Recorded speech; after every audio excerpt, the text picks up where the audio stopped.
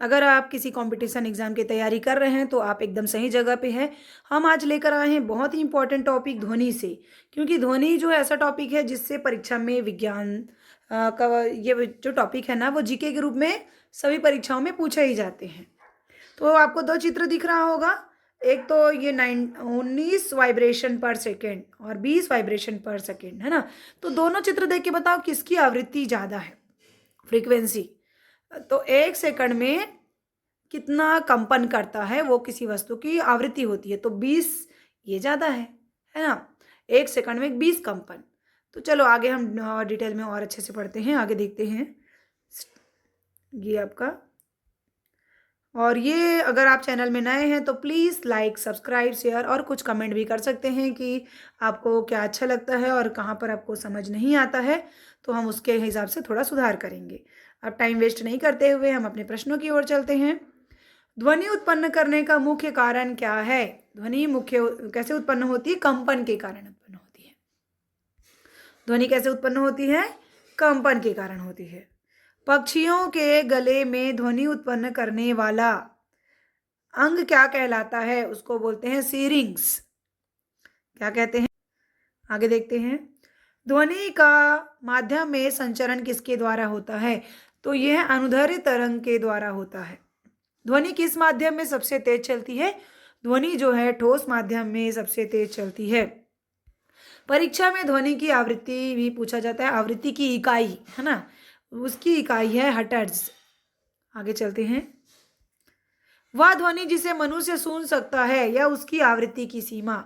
तो हम लोग जो है 20 हर्ट्ज से लेकर 20,000 हर्ट्ज तक की आवृत्ति को सुन सकते हैं। 20 से कम वाला बहुत कम रहता है, हम उसको नहीं सुन सकते, और ये बहुत ज़्यादा रहता है, तो ये हमारी सीमा है, इससे ज़्यादा हम नहीं सुन सकते। 20 हर्ट्ज से कम आवृत्ति की ध्वनि को क्या कहते हैं? अवश्रव्य ध्वनि। क्या कहते हैं? अवश्रव्य। और 20,000 से अधिक की ध्वनि को पराश्रव्य ध्वनि कहते हैं। ध्वनि की चाल वायु में कितनी होती है? 340 मीटर प्रति सेकंड। 340 मीटर चलती है एक सेकंड में। किसी माध्यम में ध्वनि की चाल किन पर निर्भर करती है? माध्यम के घनत्व और तापमान पर निर्भर करती है। आगे देखते हैं। ध्वनि की तीव्रता किस पर निर्भर करती है? आयाम पर निर्भर करती है ना, कितना आयाम है, कितना एम्पलीट्यूड है। गूंज सुनने के लिए परावर्तक सतह की न्यूनतम दूरी कितनी होनी चाहिए? 17.2। बहुत इंपॉर्टेंट प्रश्न है ये। कितना कम से कम दूरी पर होना चाहिए कि आवाज जो है वापस आ जाए, रिफ्लेक्ट हो सके? 17.2।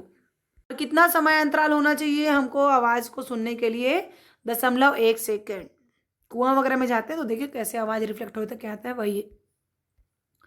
ध्वनि को परावर्तित करने के लिए सतह कैसी होनी चाहिए? कठोर और चिकनी। चिकित्सक किस यंत्र से हृदय की ध्वनि सुनते हैं? स्टेथोस्कोप से सुनते हैं। सोनार का उपयोग किसके लिए किया जाता है? पानी की गहराई मापने के लिए। ध्वनि तरंगों का प्रकार है अनुदैर्ध्य तरंग। ध्वनि का परावर्तन किस नियम का पालन करता है? प्रकाश के परावर्तन का नियम। किस माध्यम में ध्वनि नहीं चल सकती? निर्वात। जहां कुछ भी माध्यम नहीं है वहां ध्वनि नहीं चलती, जैसे कि चंद्रमा। डापलर प्रभाव किससे संबंधित है? ध्वनि की आवृत्ति में परिवर्तन से। एक सेकंड में जितना कंपन करता है उसे क्या कहते हैं? आवृत्ति। हमने आपको दिखाया ना शुरू वाले चित्र में।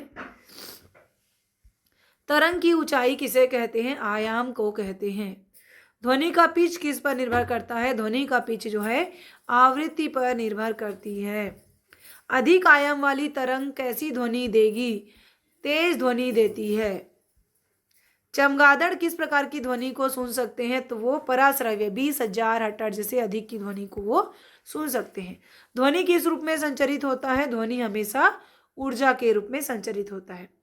ध्वनि की तीव्रता की इकाई है डेसिबल।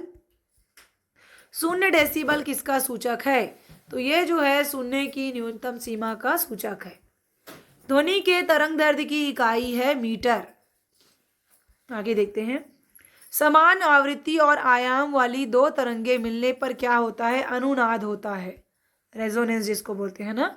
मनुष्य के कान के 3 भाग कौन कौन से हैं? बहुत सरल प्रश्न है, बाहर वाला, मध्य वाला और अंदर वाला। जो हम लोग ध्वनि को अध्ययन करते हैं तो उसको क्या कहते हैं? ध्वनिकी कहते हैं। ट्यूनिंग फोर्क किसके लिए प्रयोग होता है? ध्वनि उत्पन्न करने के लिए। पराश्रव्य तरंग का उपयोग होता है सफाई में, चिकित्सा में, मछली पकड़ने में, इन तीनों में उपयोग होता है। ध्वनि के परावर्तन का एक अनुप्रयोग है गूंज। कौन सा अंग ध्वनि को पहचानने में मदद करता है? कान। पानी के भीतर संचार किससे संभव है? पराश्रव्य तरंग से। हवा में ध्वनि की चाल किस मौसम में अधिक होती है? गर्मी। ध्वनि की चाल द्रव में ठोस की तुलना में क्या होगी? कम होगी। जल में ध्वनि की चाल है 1500 मीटर प्रति सेकंड। किस तरंग में कर्ण की दिशा में कंपन करते हैं? अनुदैर्ध्य तरंग में।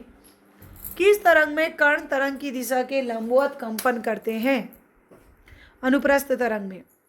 आगे देखते हैं, ध्वनि का परावर्तन अधिकतम किस सतह से होता है? कठोर और चिकनी। ध्वनि का उपयोग चमगादड़ किसके लिए करते हैं? दिशा और शिकार पता करने के लिए। सोनार में प्रयुक्त ध्वनि तरंग है पराश्रव्य।